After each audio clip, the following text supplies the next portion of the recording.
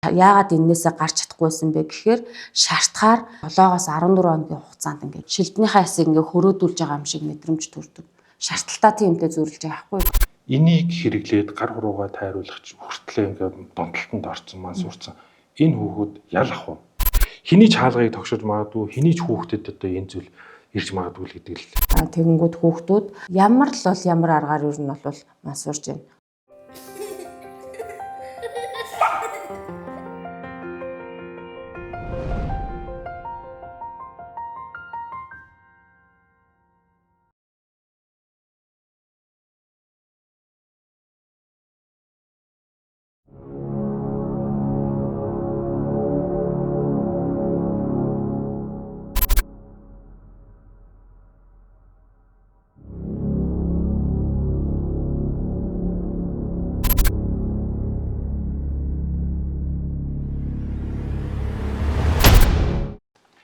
За хард амхны хохирогчд контентын маань дараагийн дугаар эхэлж байна. Тэгээд энэ удаагийн дугаарт хард амхтай тэмцэх газрын цагдаагийн ахлах төслөгч Совтон Чимэг. За хард амхтай тэмцэх газрын сэтгэл зүйч явдаг. За яг одоо мэргэжлийн талаасаа сэтгэл зүйн талаасаа энэ хард амхны хохирогч гэж юм, за донтогч гэж юм. За ер нь цаашлаад ямар үр дагавартай юм те. Цаашдаа ер нь дамдаа хин хохироод байгаа гэдэг юм. Энэ асуудлаар ярилцахаар яг мэргэжлийн одоо үнтэй ингээ уулзаж сууж байна. За та өөрийгөө тодорхой хэмжээнд танилцуулж өгөөч. За сайн байна уу? Ямар ч байсан подкастнда урьж оролцуулсанд баярлалаа. Намайг Совтон Чимэг гэдэг. Би одоо хард амхтай тэмцэх газрын сэтгэл зүйч, сэтгэл зүйн чиглэлээр яг сэтгэл зүйчээр ажиллаад нэг 12-3 жил болж байна. Тэгээ одоо яг байгууллага дээр насан туршаагүй хохирогч нар руу ер нь чиглэж ажилладаг байгаа. Тийм үү. Ерөнхийдөө одоо яг мансууруулах төрлийн бодисны ямар төрлийг нь хөвчлэн ашиглах вэ? Хэрэглэх вэ? За ер нь насан туршаагүй холбогдогч нар юу яаж байгаа? Эхлээл одоо эн чинь манай улсын хэмжээнд бол ингээд марихуан, мөс гэдэг ч юм уу те гэх мэтчлийн янз бүрийн нэршилтэй бодисууд байгаа шүү дээ. Тэгэнгүүт хүүхдүүд ямар л бол ямар аргаар юу нь бол мансуурж байна. Одоо марихуана хэрэглэх нэг нь хэрэгжилж байна. Мөсөө хэрэглэх нь хэрэгжилж байна гэдэг ч юм уу. Яг дийлэнхтэй болвол өвс хэрэглэх хандлага бол бас байдаг. За дээр нь нэмээд одоо энэ синтетик бодисуудыг хэрэглэдэг гэж яриад байна л да. Энэ нь одоо тэгээд үнэхээр яг тэгж одоо талт хэлбэрээр ингээ хүнд мэддэхгүй харагдахгүй тий. Ингээ мансуурлал явагдаад байт юм уу? Тэгээд хор уршиг нь юу аах вэ? Ер нь сүүлийн жилүүдэд мансууруулах юм сэтгэс нөлөөт бодис гэсэн нэршилтэй явдсан шүү дээ тий. Тэгвэл ийм бэлтэмлүү их ч юм уу ямар нэгэн аргаар буруугаар хэрэглэх тохиолдлууд бас цөөнгүй гарч байгаа. Одоо энэ нөгөө манай байгууллагын пэйж дээр ч гэсэн гараад яваад байгаа шүү дээ тий. Гар хуруугаа тайруулж ийн гэл гарч ирж гэн мөчлөг эрхлүүдээ одоо тайруулж гэн гэдэг чинь ер нь саяны яриадсан зүйлүүдтэй чи холбоо амралтай байгаа.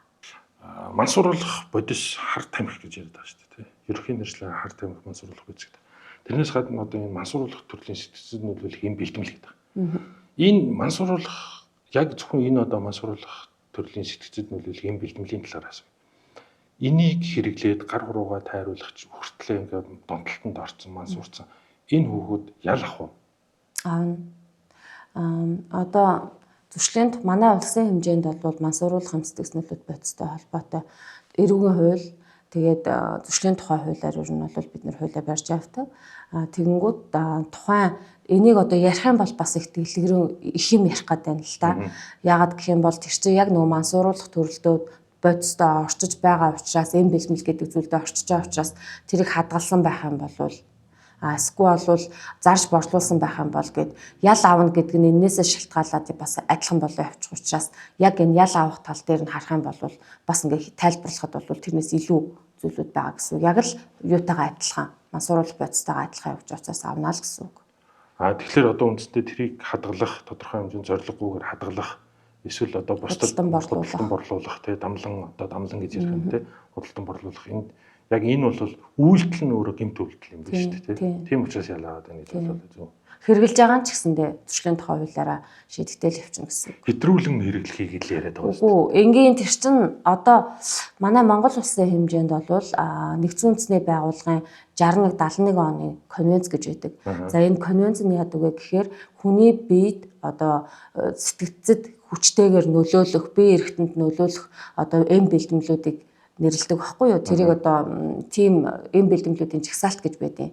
Монгол улс бол яг тэр жагсаалтанд нь 2009 он болон 2009 оноос хойш нэгдэж ороод 61-71 оныхон жагсаалтанд. Тэгээ энэ жагсаалтаа барьж явдаг.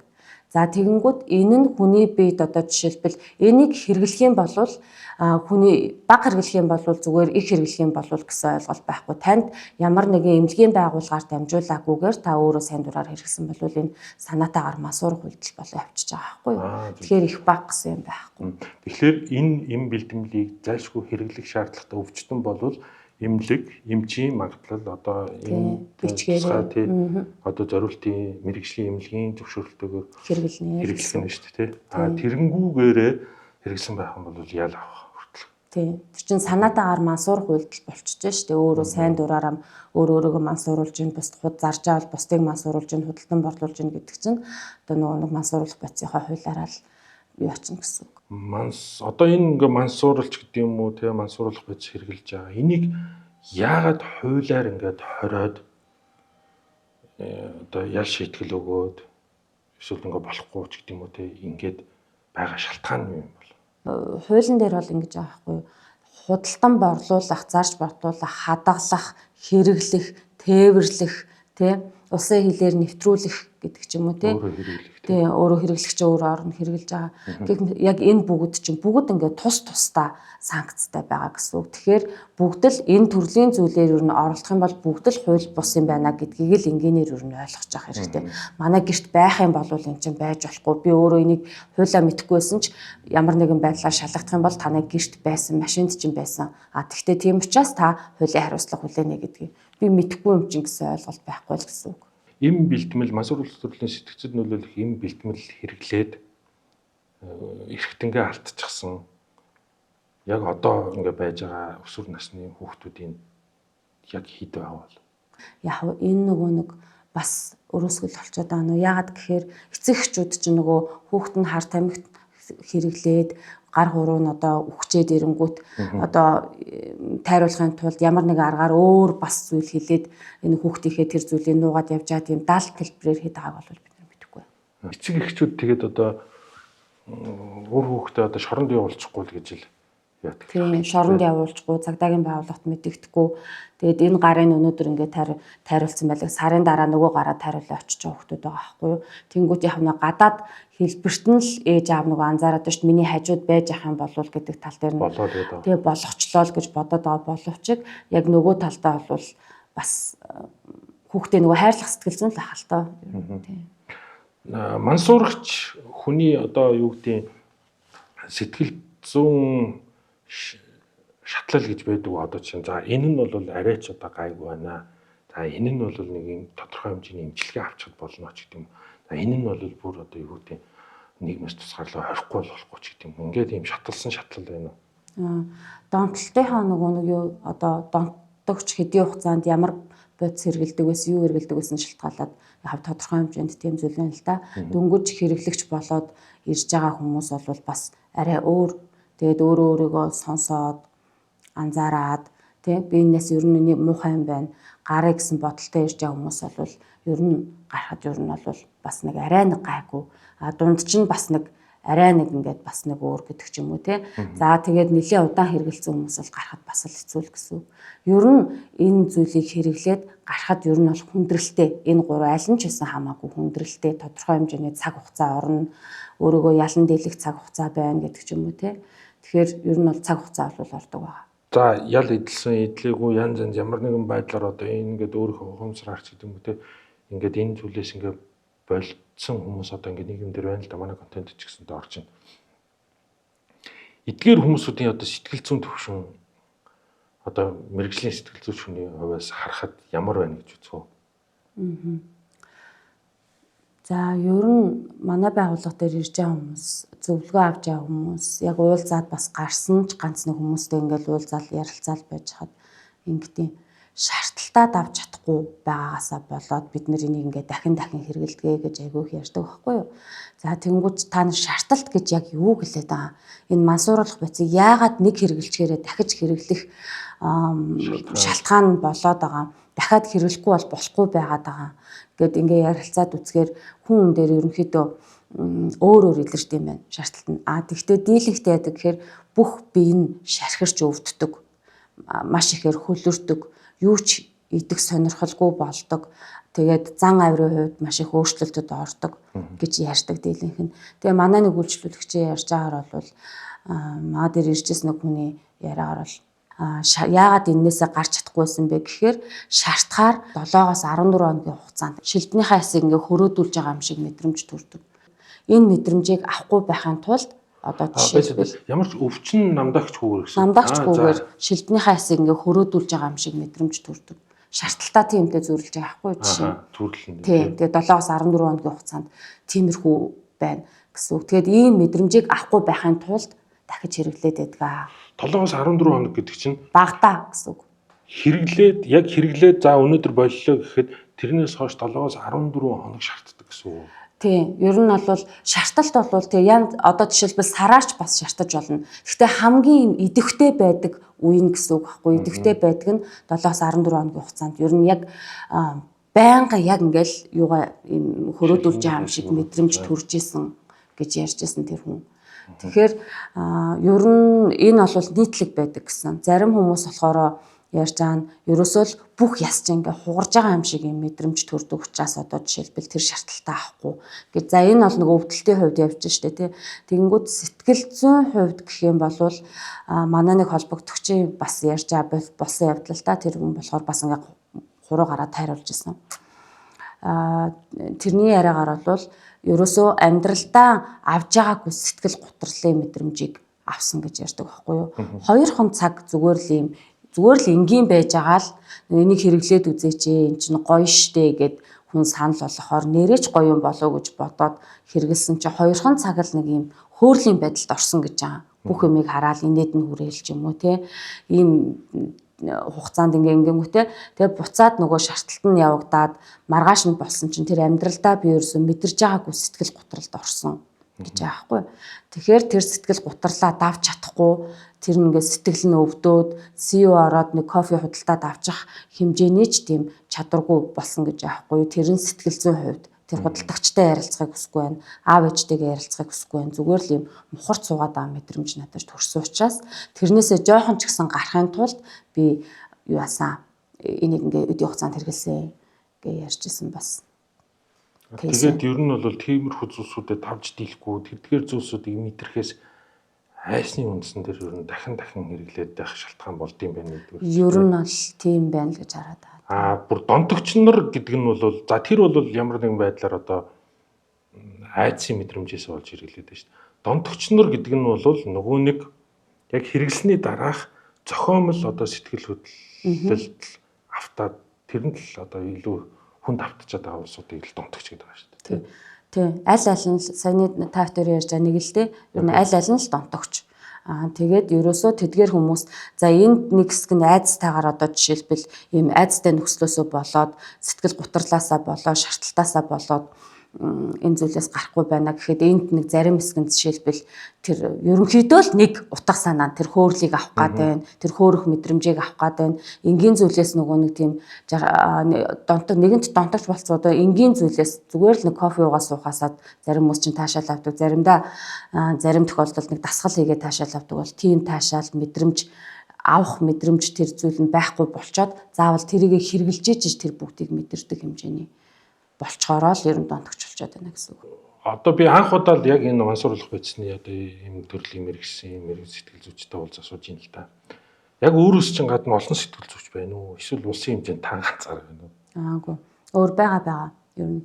За одоо жишээлбэл улсын хэмжээнд нэг сүүлийн 8 сарын хугацаанд үйл ажиллагаа явуулж байгаа Цэцэн Мед гэдэг эмнэлэг байгаа. Тэнтгийн ер нь сэтгэл зүйчнэр нь яг донтолтоороо жишээлбэл дагнсан хүмүүс байдаг.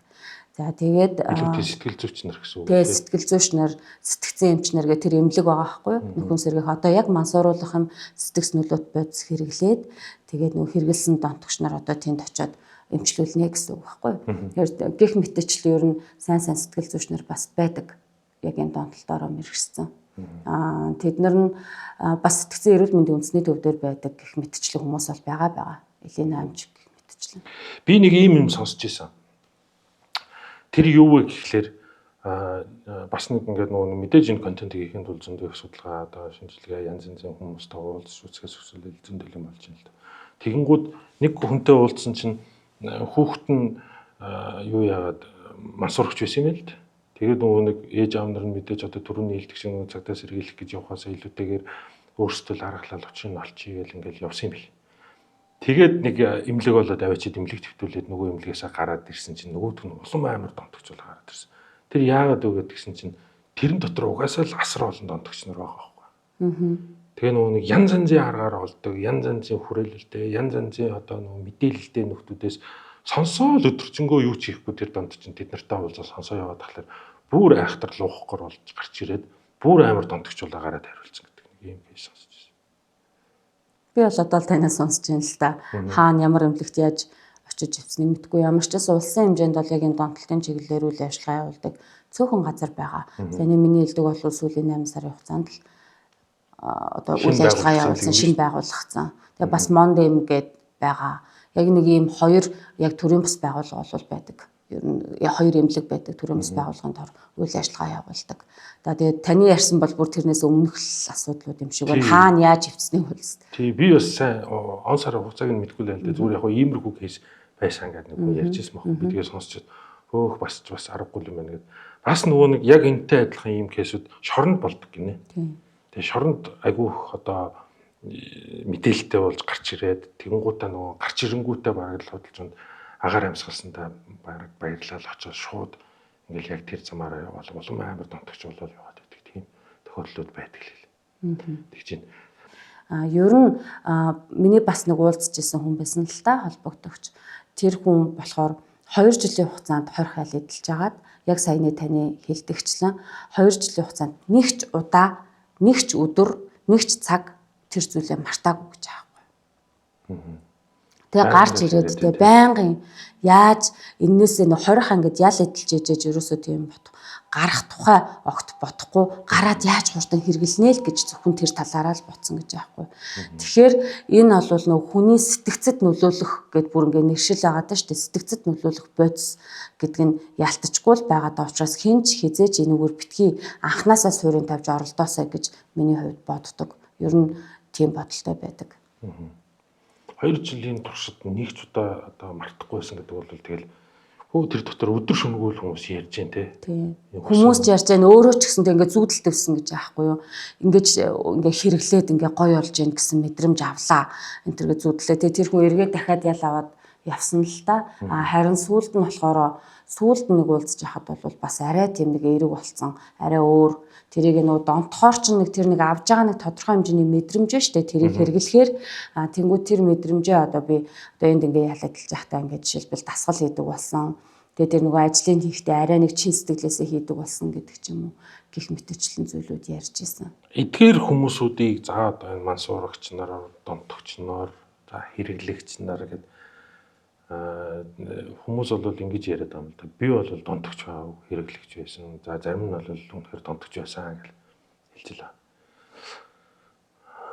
За эдгээр хүмүүсүүдийг ингээ бөөнд нь хэлүүлээд одоо юу гэдэг юм хард амих масруулах бодисны сэтгцийн өвчтөн гэж хэлэх үү? Эсвэл одоо энэ хохирогч болох уу?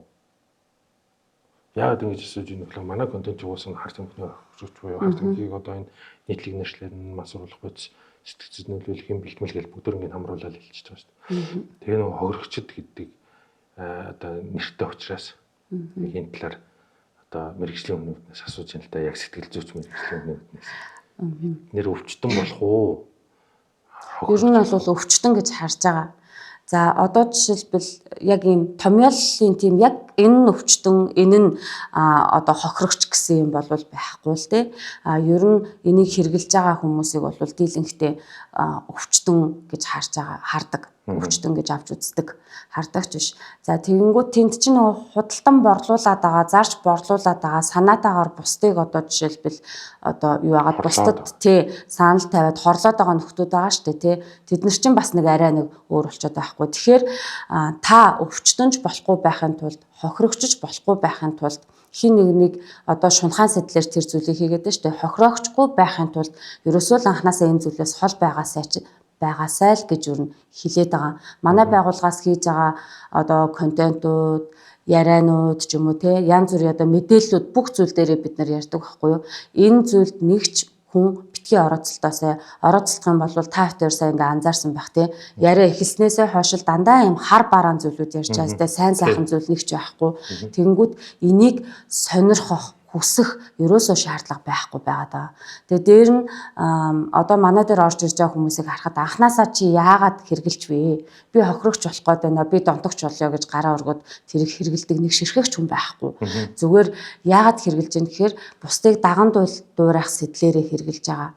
Бусдыг хэн нэг нь санал болохоор үгүй гэж хэлж чадахгүй нөхцөл байдлаасаа болоо хэрглэж ийн болохгүй гэдгийг мэдсээр байж ш тэ. Эсвэл болвол энийг нөгөө сониуч зангаасаа болж хэрглэж ийн. Зарим нь одоо жишээлбэл шунхаан сэтлэр тэ гэх мэтчлэн санал болгоод хэргэлдэг. Өөрөө хэрэглэгч ингээ явдаг гэж. Тэгэхээр энэ зүйл хизээж хүнд ийм эерэг зүйл авчрахгүй. Тийм болохоор энийг хизээж битгий хэрэгэл анханасаа сонирхох хэрэггүй. Та хоёрын энэ ярилцаа сууж байгаа ер нь ингээ хийж байгаа контентууд ч гэсэндээ энийг битгий хэрэглээсээ ард нь ийм үр дагавар гардыг байна гэдэг нөхцөл мессежийг л нийгэмд ойлгуулах гэдэг шүү дээ тийм. Тэгэхээр хангалттай сүүлийн үед анзаарч байгаа бол ер нь тодорхой хэмжээнд одоо энэ төрлийн мэдээллүүд ингээд гараад ирдэг болчихлоо ш. Танай бас нэлээд хэдэн дугаар гарсан ч юм уу тийм. Манай байгууллага дээр ч гэсэн ер нь ингээл хүмүүс яриад мэдээлэл контент орчныг ярьж үзээл гэдэг ч юм уу иймэрхүү юмнууд байгаа болохоор болохгүй болвол тэр чат GPT энтрээс өөрчлөл энэ хүүхдүүд одоо тэр мэдээллийг авах боломжтой болсон цаг үе байгаа учраас аль болох хол байгаа чи. Одоо тэр хэрэглээд асуудал гарцсан байгаа хүмүүс та бодвол анзаарсан бол дандаа нэг бол шоронд орсон. Эсвэл амь нас нь үгүй болсон. Тий. Үгүй бол эргэтэнгүү болсон. Тий, эд эргэтэнгүү гар уруугүй болсон. Заавал тийм нөхцөл байдалд орж ижиж энийг ойлгох шаардлага ерөөсөө байхгүй. Зүгээр л одоо байгаа цаг хугацаанд оршоод энгийн зүйлээсээ одоо таашаал аваад шаардлагагүй зүйлдээ хизээж битгий цаг зав гарга. Тэгээ ингээ ярангуут та нар ингээ ярихаараа сэтэл өгöd байгаа юм биш үү гэсэн яриа бас гарч ирж анзаарагдсан. Би бол тэрний эсрэг баймаар байна. Заавал тэрийг сэтэл гэж хүлээж авах шаардлага байхгүй. Энэ нөгөө мэдээлэл хүлээн авж байгаа хүн та өөрөө юмыг харах өнцөгч нь л ахгүй да. Тэнгүүд энийг тэгэж харахынхаа оронд энэ надад хэрэггүй, энэ ийм нөхцөл байдалд орох юм байна. Зөвхөн надаас гадна миний дүүд ийм нөхцөл байдал тулгаруул яг уу. Манай хүүхдэд ийм болвол би яаж энийг хамгаалах вэ гэдэг тал дээр л бид нар мэдээлэлтэй байх. Тийм, энэ тал дээр л жоохон анхаарч байгаа юм болвол ер нь их зүгээр юм болов уу гэж. Тэгээ нөгөө хүмүүс контент үзэж байгаа усуд бас ингэж байгаа. Би зүгээр яг хэлий гэж бодоод байгаа. Ер нь. Контент үзэж байгаа усуд ингэж байгаа. Дим юм хийлээл гэж байгаа. Эсвэл гоё юм хийж ийна л гэж байгаа. Хэрэгтэй юм гэл. Энэ бол яг өөрөө шилдэг шиг ингээд нөгөө тухайн хүний одоо энэ контент үзэл байгаад байгаа шүү. Гэхдээ монголчууд чинь тэгдэг шүү. Хийхгүй болохоор хийсэнгүй гэж уурлаад хараагаад хийхлээр хийлээ гэж хараагаад ингээд айгүй хэцүү. Тэгэхээр угаасаа л энэ зүйлийг ингээд одоо ярихгүй чимээгүй байгаалах юм бол энэ чинь тал дэлбэрээр улам хөгжөөл. Тэгэхээр тодорхой хэмжээнд энийг одоо нөгөө нэг яг ямар өнцгөөс хүлээж авах нь хамаагүй тодорхой хэмжээнд бас нөгөө хүмүүс сонсоод за хор уршгийг ойлгоод нэг жоохон ч гэсэн мэдээлэлтэй болж ивэл чихэн дотор нь юм орж ил байвал ирээдүйд хэрэгтэй юм уу л гэж л одоо тэгэл зорин л хийгээд байгаа шүү дээ. Ер нь бол тэгэл хараалгуул нь өрөөлгүүл нь янз янз зэл мессеж энэ төр манай дээр ирж байгаа. Тэгэл нэг сонир мессеж ирсэн шүү дээ. Та нар наатаха бол гэдэг дүнгууд шинээр нээсэн фэйсбүүкээс тийм мессеж ирсэн шүү дээ. Энэ одоо ямар хүмүүс одоо бичсэн байж болох вэ? Одоо мэргэжлийн үнээс асуул та. Энэ нөгөө нэг би одоо яхав тэр сошиал дээр бичиж байгаа үний одоо мэргэжлийн үнэнч тэрэг чи юу хана гэх нь яхав зүгээр ер нь бол ингэж харж байгаа. Ер нь хийсэн ч хийгээгүй ч адилхан л сайн муугаар ярина. Манай дээр ч гэсэн тиймэрхүү мерсер комментүүд ирдэг. Тэрэн дээр бол хизээч point өгөхийг хүсдэггүй. Яагаад гэх юм бол магадгүй тэр хараад байгаа хүн хэрэглэгч эсвэл бол ямар нэгэн байдлаар хамааралтай эсвэл бол эргэн тойрных нь хүмүүс энэ зүйлд одоо юутай ч юм уу те энэ зүйлд холбогдсон ч юм уу ийм байх магадлал бас өндөртэй. Тэгээд энийг нөгөө тэгж та ерөөсөө би танд хэлэх гээд байгаа тэр зүйлүүд тэр нөгөө хараагаад байгаа зүйлүүд нь битээ ач холбогдол өгөөрэй. Дээхэн үед бол манайхан ямар бодлого барьдаг гэсэн гэхээр энийг олон нийтэд сурталчлахгүй байя гэдэг бодолтой хандлагатай энийг ярьж болохгүй гэдэг хандлагатай байсан юм байлээ.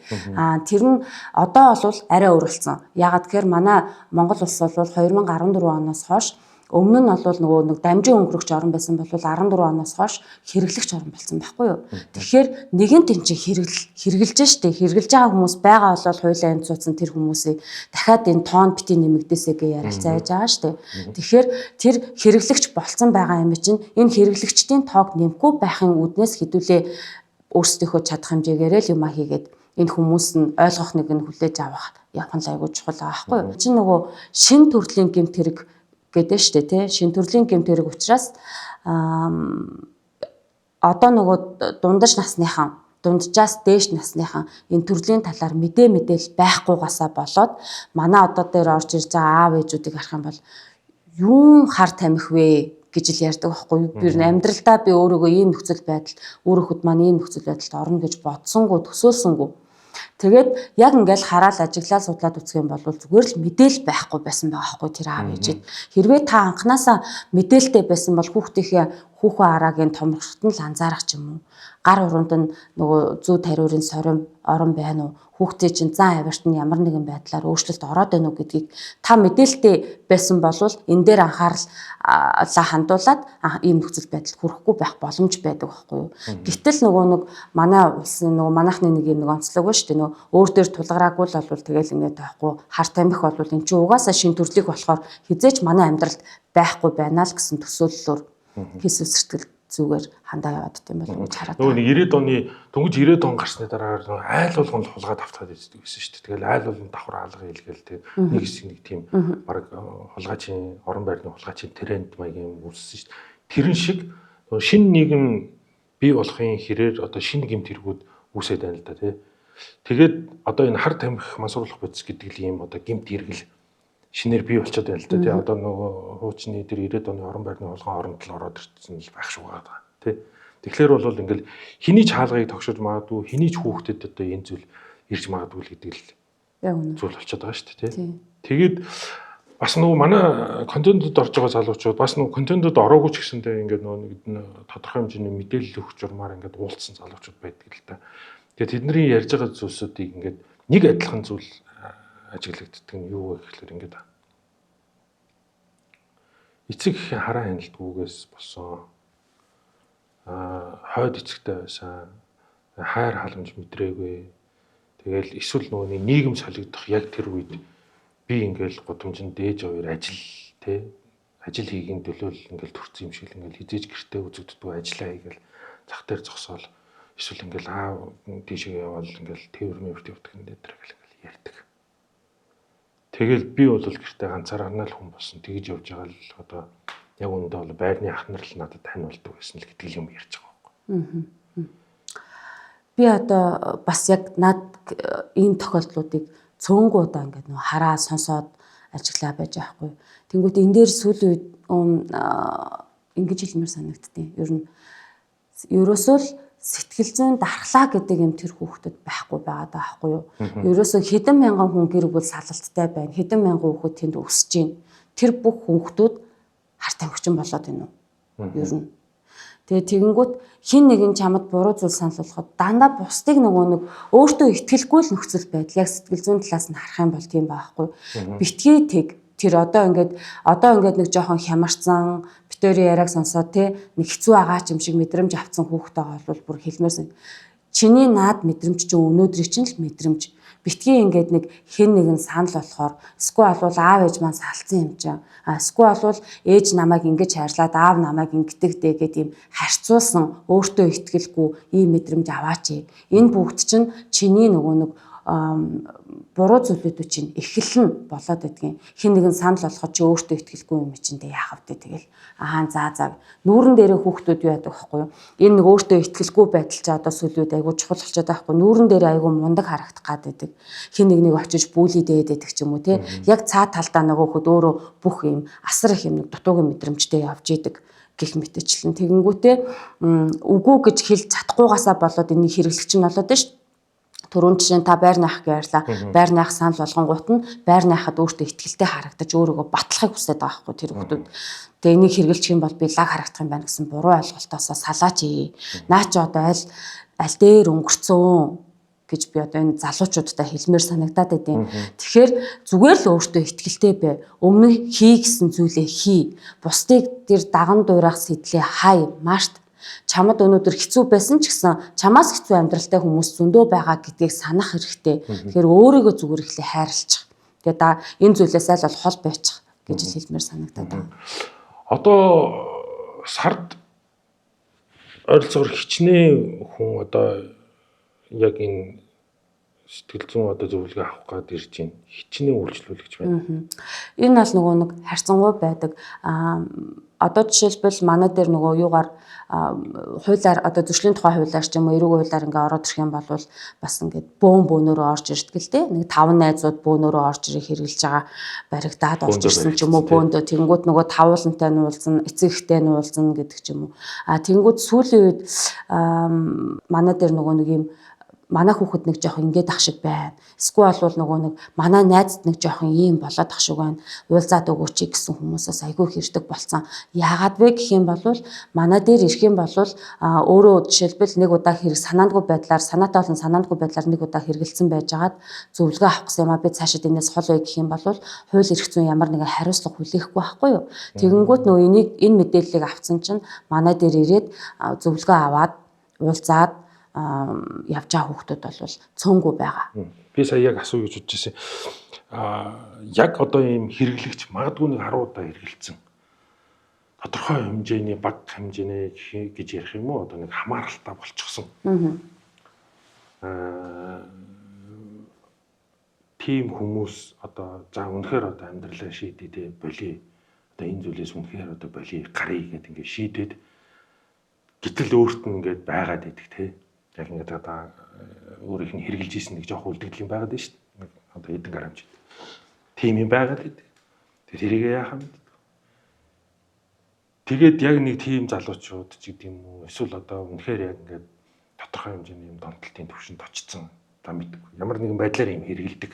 Тэ багасаа их хүртэл хэргэлдэг ийм залуучууд өөрсдөө за би одоо үнэхээр одоо амьдралаа өөрчилмөр байна гэдэг ингээд хүрээдрүүл ял авах уу?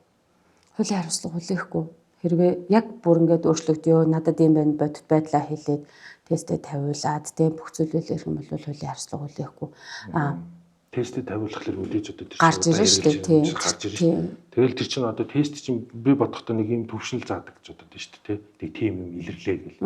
Тэнгүүд тэгэл одоо нэг өдөр болгон ч гэдэм үү ингээл тодорхой хэмжээнд нэг юм давтамжтайгаар тэр тестийг тавиад байх нь шүү дээ. Тэгэл сүлдө цуснаас нь гараад би нэрүүлжээл за тэрнээс хойш яг ирүүлсэн өдрөөс хойш тий дахиж хэрэгжилж гин үгүй юу гэдгийг л байнгын хянана гэсэн үг шүү дээ. Яг өөрөө яг тэгээ шийдээ хүрээд ирэх юм бол ер нь хуулийн хариуцлага хүлээхгүй гэж ойлгож явах хэрэгтэй. Тэгээд цаашдаа бид нар одоо түрүүний хэлсэн чинь цэцэн мэд ч юм уу тий сэтгцэн эрүүл мэндийн үндэсний төөрөв ч юм уу ямар нэгэн боломжтой өөрийнх нь одоо нөгөө хэвтэн эмшүүлэх боломжтой залбирлуу хэвтүүлэх боломжтой холбон зуучилж өгнө л гэсэн үг. Тэгээ гадагшаага одоо жишээлбэл ойрын орнуудын одоо нөгөө нөхөн сэргийх төвүүд шүү дээ тий. Тийшээгээч ганц нэг явсан тохиолдлууд байгаа шүү дээ манайхаас улсаас. Тэгэнгүүт тиймэрхүү бас байж болно л гэсэн үг. Боломж бол байгаа. Манай байгууллага. Одоо юу гэдэг нь за би одоо хааштай балерцсан, хааштай баларсан ингээл цаашаага бүр одоо гүн гүнзгий явах биш. Харин ч одоо эргэж хараад амьдралдаа өөрчлөлт хийгээд шийдэх юм бол энэ төрөө дээр бол бас хуулийн хариуцлага хүлээхгүй нэг юм цонх байна тий гарц байна тий. Тэгээд харин ч бүр та нараар дамжуулаад одоо ингээд зөв зөвтэй эмчилгээнд хамрагдаад бас тодорхой хэмжээний тест өгөөд ингээд бас амьдралдаа өөрчлөлт хийх боломж бол бүр ингээд болох боломж байгаа тийм. Тэгэх юм бол одоо яг тэгэл өөрчлөгдөж хүрээд ирэх юм бол мэрэгжлийн сэтгэл зүйч нартай холбоод өгч болж байна. Манайхаас өөрсдөө сэтгэл зүйч нар гараад тэр чинь нэг удаа уулзаад өөрчлөлт байхгүй шүү дээ. Мэдээж хэрэг тэгэнгүүт маш удаан хугацаанд давтамжтай уулзна. Тэгээ би дээр нь нөгөө юм байгаа. Та зөвхөн мансууруулагч бодисын хамааралтай болсон хүн зөвхөн одоо хохирогч ч юм уу өвчтөн байдаг байхгүй юу. Тэр хүний ар гэртэнд байгаа бүх хүмүүс нь яг адилхан өвчтөн болцсон явж байдаг байхгүй юу. Сэтгэл санааны хувьд уналтанд орсон тий. Яаж энийг одоо гарганаа, яаж энийг энэ зүйлээс хол байлганаа гэд. Тэр нөө ажил, карьер бүх зүйлүүд нь одоо дараагийн зүйл болчоо тэр хүн лүгөө л point өгдөг гэсэн. Тэгэхээр давхар энэ чинь гэр бүлийн хувьд ч гэсэн маш их асуудалтай байдаг учраас бөөнд нь уулзах, бүлгийн уулзалт хийх энэ төр шаардлагууд маш их гардаг. Тэгэхээр л энэ бүгдийг хийхийн тулд та эхлээд сэтгэл зүгээ бэлдээд хүрээд ирэх юм бол бид нар бол эдгээр энэ талаас нь одоо зөвлөд туслах бүрэн боломжтой гэж хэлэх гээд байгаа. Зөв. Нөгөө талаасаа одоо юу гэдэг тодорхой хэмжээний мөнгө хөрөнгөтэй ч гэдэг юм ийм улсууд ингээл заа өгсөн. Ингээл нэг тодорхой хэмжээнд нэг хэдэн төгрөгөө цаас хийж хагаад ингээл харгалал болгочихсон дооч гэдэг юм үү. Ингээд нэг ийм угаасаа нэг мөнгө лөөл өөртөө итгэцэн хүмүүс явж идэг шүү дээ. Эдгээр улсууд мэдээж одоо гэр бүл тэ хань ижил одоо өөр хөөхөд аав ээжтэй ингээд хилдэг. Тэгээ би өөрөө болгоч нь асуудал үүсэх юм бол өөрөө учрыг олчин ч гэдэг юм ингээл итгээ яваад байдаг. Өөртөө итгэл амар ингээл бардам болцсон. Эдгээр улсууд одоо ямар нэгэн байдлаар за баригдлаа ч гэдэг юм уу те хэрэгжилж аваад ямар нэгэн асуудал боллоо гэж бодъё л да. Мэдээж одоо ингээд одоо мөнгө хөрөнгөөрөө шийдэж чадахгүй. Тэрнээсээ өмнө баригдахаасаа өмнө за би бол ингээд худалдан борлуулсан. Би одоо ингээд зарсан үрсээ. Гэхдээ би одоо ингээд одоо би дахиж юм хиймээргүй байна. Надад мөнгө яг үнэ хэлэхэд одоо 5 грамм бодож байна. Энийг ингээд амар ураагаад авч. Ингээд өөрөө ингээд бариад хүрээд төрлөө.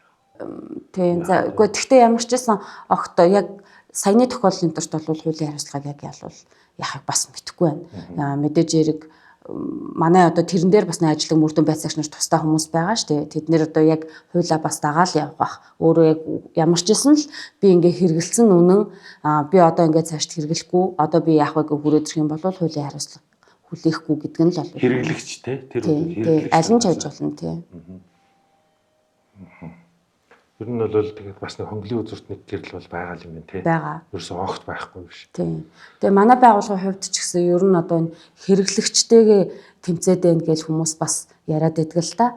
Бид нар дандаа ер нь манай байгууллагаас бүлэг этгээдүүдтэйгээ илүү тэмцдэг. Зөв нийгэмд харагдаж байгаа нь л одоо жишээлбэл тэгж гэнгээ хүмүүс чи янз бүрээр хүлээж аваад байдсан шүү дээ. Гэтэл манай байгууллагаас юм яг цаана худалдан борлуулад байгаа хүмүүстэйгээ тэмцдэг. Одоо улсын хэлээр жишээлбэл сайхан нэг бас ингээл сошиалар нэлээ яваадсан ш. Нэг тэдэн грамм бодис баригдаж гинэ. Тэдэн грамм бодис улсын хэлээр нэвтрүүлэх гэж баригдаж гинэ гэх мэтчлэн. Тэгэнгүүт тэр чин нэг одоо нэг жишээ нь л ахгүй юу гэх мэтчлээ айл болох бүлэг этгээдүүдтэйгээ тэмцдэг. За жишээ нь 200 грамм ч юм уу гэхэд тэр чинь хэдэн хүнийг энэ мансуурлаас аварч ийн хэдэн хэрэглэгч хүмүүсийг тэрнээс холдуулж ийн гэдгийг бас бодож үзэх хэрэгтэй юм болов уу гэж бодоод байдаг л та. Би нөгөө энэ яг энэ танай подкастт оролцсон дээр энэ талыг бас энэ талаас нь бас хэлээд үзвэл зүгээр юм болов уу гэсэн зүйлээ ярьж байна. Тийм. Ер нь одоо сэтгэл зүйч хүний талаас ингээд аваад үзэхэд те яг энэ төрлөөр дагнсан одоо сэтгэл зүйч хүний үүднээс ингээд аваад үзэхэд сэтгэл зүйн хувьд ямар төрлийн хүмүүс ихвчлэн энэ төрлөлт одоо мансуулалт автах гэдэг юм уу яг энэ шиг юм одоо ингээд баларах одоо магадaltaй байдаг. Одоо би ягаад энийг асууж байгаа юм бэ? Эцэг эхчүүдэд хандхад байна л да тийм. Хүүхдийн сэтгэл зүйн байдлыг хараач тандаач тий магадгүй одоо таны хэлэх гэж байгаа шиг иймэрхүү одоо сэтгэл гутралын ч гэдэг юм уу тий сэтгэлийн эмгэг ингээ ажиглагдах юм бол хүүхдүүдээ илүү ажиллаач гэж одоо анхааруулж хэлэх гээд байна л да. Тийм учраас яг ямар төрлийн сэтгэл зүйтэй одоо сэтгэл зүйн авир гаргаж байгаа ч гэдэг юм уу тийм залуучууд хүмүүс илүүтэй энд томдох одоо энэ чиглэл рүү одоо баларах магадлал ажиглагдаад байна. Ер нь нийтлэгээр нь харах юм бол одоо нэг бол сэтгэл хөөрөл их өндөртэй тий хүнийг одоо өмдөөх нь ярьдаг гэсэн шүү дээ. Хүн үхэх юм бол дагаад өгөх юм уу? гэж ярьдаг штеп. Тэгээд нэг бол их сэтгэл хөөрөл их өндөртэй, их хөнгөн. Эсвэл бол хит дотгошоогоо хүмүүс хүүхдүүд ер нь бол нөө сэтгэл хөдлөл мэдрэмжээ гарахгүй байгаа болохоор тэрийг хэрэглэхээр гараад байгаа юм шиг санагдаад хэрэглэх магадлал ер нь ажиглагдаад байна. Хитргээ зотгошоо гэдэг нь ингээд бугалцсан юм маань ингээд алга болоод байгаа юм шиг мэдрэмж. Өөрийгөө мэдрэмжээ илэрхийлдэггүй хүүхдүүд байдаг шүү дээ. Өрөөндөө суугаал аавч тэгэж ярилцахгүй, гадагшаа гараад ч магадгүй хүмүүстэй тоглодгүй, найзалдаггүй, нөхрөлдөггүй зүгээр л ингээл байж байгаа хүүхдүүд ч юм уу те бас байх магадлал өндөртэй. Тэгээ дээр нь нөгөө нэг та түрүү ярьсанчлан гэр бүл салалттай ямар нэг юм дутуугүй мэдрэмжтэй хүүхдүүд бас энэ нэг донтогч нь болох гээд байдаг. Хамааралт нь орох гээд байдаг. Яагаад гэхээр одоо жишээ нь ээжтэйгээ амьдардаг байсан ч юм уу те. Тэгэнгүүт нөгөө аав эцгийн хайр байхгүй байгаад байна шүү дээ. Тэгэнгүүт нэг залуу гарч ирээд тэр хүнийг ингээл хайрлал байгаад байдаг. Тэгэнгүүт нь тэрэнд нь маш хурдан ороод итгээд үнэмшээд хайрлаад явж исэн чинь нөгөө хүн хэрэглэгч байж байгаа санал болохоор нь тэр хүндээ татгалзчихдаггүй орох ч юм уу те. Тэгэхээр яг яагаад хэрэглэж вэ гэдг нь цаа талд нь бүр багаас нь л тэр одоо нөгөө нэг юм тэр мэдрэмжүүд нь ингээд өөрт нь ингээд орцсон байдаг. Тэднийг гадагшлуулж яхан л айгүй чухал эцэг эхчүүд. Дээр нь хүүхдийнхээ нөгөө тэр ярилцдаг бай. Тэр хүүхдээ тэр булан дуугүй суулгаад авахгүй тулд тэр амар хөөрөөд байгаа бол тэр хөөрлийн дарахын тулд ямар нэгэн дуртай дугуулгын гарна хичээлүүлдэг ч юм уу те дуртай зүйл дээр нь тэр хөөрлийн гаргадаг ч юм уу. Тэр хүүхдтэйгээ ерөөсөө эдийн засгийн нөгөө гаднах үзмжийн л хардаг штэ аав ээжүүд чинь утасын авч өгдөг нөгөө лаг үнэтэй гоё юмнуудыг авч өгдөг карманд нэг өнөөдөр хоолны 20,000 төгрөг байна уу гэдэг дээр л фойнт өгдөг болохоос биш яг тэр дотоод сэтгэл зүйтэй илүү ярилцах нь айгу чухал юм шиг санагддаг. Тэгээ эцэгчүүд өөрсдөө бас сэтгэл зүгээ айгүй эрүүл байлгаж ээж өөр хүүхэдтэй хараа хяналт тавина шүү гэдгийг бас хэлмээр санагдтiin. Өөрсдөө хажууд нь тамхи татаал байж яснаа. Чи энэ гадуур ийм асуудал гараад байна шүү. Чи энэс хол байгаараа гэж хэлээд байвал энэ бас ингээд болохгүй болчиход байгаа юм л та. Өөрөө хүүхдийнхээ хажууд архитан согтуурдаг байж ээж бүгдийг зааж өгч ин гэсэн үг байхгүй юу? Тийм байж ээж хүүхэдтэй бойл гэж хэлээд хар бас ингээд. Тэгэхээр та хүүхэд чинь 1-2-т тийм байна уу? Та өөрөө ямар үлгэр жишээ үзүүлж байна гэдгээ бас анхаарах нэг асуудал болчиход байгаа. Манай контентэд оролцож байгаа нэг залуу ярьж ирсэн. Инстаграмаар нэг ийм зар яваад байна л та. Сурантай хүүхдүүдээр тээвэрлэлт хийлгэнэ гэд мотоциклтай юм уу сурантай хүүхдүүдээр тээвэрлэлт хийлгэнэ цалинтаа гэдэг юм зар явдаг гэдэг. Тэгээд одоо энэ сурантай хүүхдүүдээс ийм асуудалд орсон хүүхд байна уу? Нэгдүгээрт, хоёрдугаарт одоо эдгээр хүүхдүүд ажил хийж байгаа нэрийдлэр энийг авчиад тэр хүнд өгчих гэдэг л одоо нэг л юм ажил штэ тий. Тэгээд тэрийг авч яваад баригдвал ямар ял шийдэх гэдэг. Зүгээр хэрвээ яг саяны таны хэлдэг шин одоо локейшн тавина гэж яриад байгаа хгүй тэрийг чинь сүүл үед хүүхдүүд тэнгүүд эндээс аваад энийг ингээд аваачаад өгөх гэжсэн. Тэр дотор нь магадгүй дээдлийн нэгэ харсан чи зүгээр ном байж болно ш. Тэрний завсар нь юу ч яхаг бид нар мэдэхгүй шүү дээ. Тэгэнгүүт тэгэж байгаад тухайн хүүхэд тэрийг мэдэхгүй баригдах юм бол нөгөө юу тээвэрлсэн гэдгээрээ л яа шийтгэлээ явна гэсэн үг. Тий. Хэр хугацааны ял авах вэ? Янз бүр нөгөө хэдий их хэмжээний зүйл авч явснаас шалтгаална. Тэр дотор байгаа агуулгаж байгаа хэмжээнээс шалтгаалаад тэгтээ бол ер нь бол шууд ял шийтгэлээд л гэсэн тийм. Ял шийтгэлээд чинь шоронд л яриад байгаа шүү дээ. Тий. Одоо ямар ч ажил болно шүү дээ. Шоронд ч ажил болно. Нөгөө тээвэрлж авч явж исэн тухайн бодисоосоо шалтгаалаад гэсэн үг байхгүй юу да. Тэгээ тэнцээ харгалзгаал авахыг ч үгүйсэхгүй бид нар мэдэхгүй шүү дээ. Тэр чинь нөгөө авч явж исэн зүйлээс нь шалтгаална гэсэн үг.